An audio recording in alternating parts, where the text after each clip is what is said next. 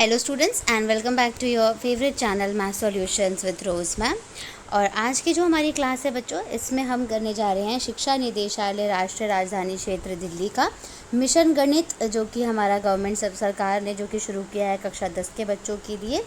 यहाँ पे आपको अपना नाम, यहाँ पे अपनी शिक्षक का नाम, और ये डेट है 12 सितंबर 2022 की आपकी ये वर्कशीट है। कार्यपत्रक नंबर 1 है ये आपकी, और टॉपिक है अंक गणित की आधारभूत प्रमेय, यानी ये हिंदी मीडियम की हमारी मैथ्स की वर्कशीट है। तो चलिए बच्चों, विदाउट वेस्टिंग एनी टाइम हम अपनी वर्कशीट को शुरू करते हैं।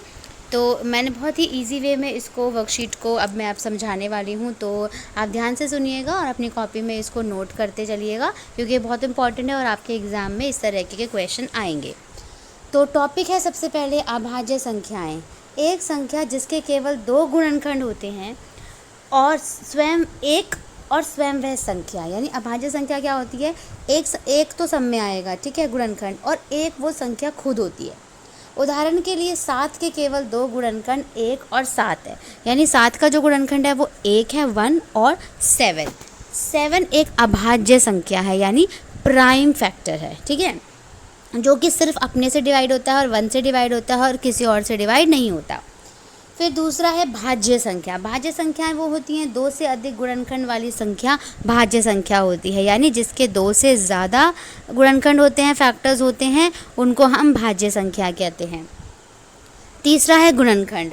एक संख्या जो दी गई संख्या को पूर्णतः विभाजित कर सकती है, यानी कोई भी एक संख्या जो कि उस संख्या को उसके और भी डिवीजन वाले आएंगे, जिससे कि और नंबर से भी वो डिवाइड हो जाती है, तो यहाँ पर वो नंबर जो है वो गुणनखंड कहलाएगा। अब एग्जाम्पल देखिए, यहाँ पे दे रखे हैं अभाज्य संख्याओं और उनके गुणनखंडों के कुछ उदाहरण। 2 1 और 2 हो गया, 3 का हो गया 1 and 3, 5 1 and 5 हो गया। फिर है भाज्य संख्याओं और उनके गुणनखंडों के उदाहरण। 4 का 1 2 4, 6 1 2 3 6, 8 का 1 2 4, यानी ये वो नंबर है जो कि दूसरे के टेबल में भी आते हैं और अपने टेबल में भी आते हैं। यहाँ 2 और 3 अभाज्य संख्याएं हैं। ये जो 2 नंबर है और 3 नंबर है, ये क्या है, अभाज्य संख्याएं हैं। हम लिख सकते हैं कि जो 4 को हम 2 गुणा 2 लिख सकते हैं, 6 को 3 गुणा 2 और 8 को 2 गुणा 2 गुणा 2, 2 दूनी 4, 4 दूनी 8 हो गया। इसके बाद आगे है, तो अंक गणित की आधारभूत प्रमेय जो है हमारी, वो है प्रत्येक भाज्य संख्या को अभाज्य संख्याओं के एक गुणनफल के रूप में व्यक्त किया जा सकता है, और यह गुणनखंड अभाज्य गुणनखंडों के आने वाले क्रम के बिना अद्वितीय होता है। अब इसमें देखो आप, 24 और 30 के सभी गुणनखंड लिखने हैं। तो 24 यानी 24 किस किस के पहाड़े में आता है बच्चों, देखिए 2 के पहाड़े में आता है, 3 के पहाड़े में आता है, 4 के पहाड़े में आता है, ठीक है ना। उसके बाद 6 में आता है, 8 में आता है, 12 में आता है, और 24 अपने आप में भी आता है।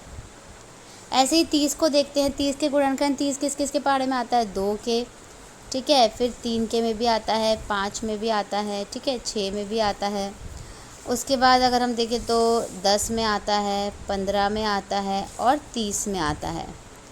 अब उपरोक्त गुणनखंडों में से लिखिए, यानी 24 के अभाज्य गुणनखंड लिखने। देखिए अभाज्य गुणनखंड क्या हुआ, 2 और 3 हो गया, तो यहाँ पर लिख दीजिए 2, 3।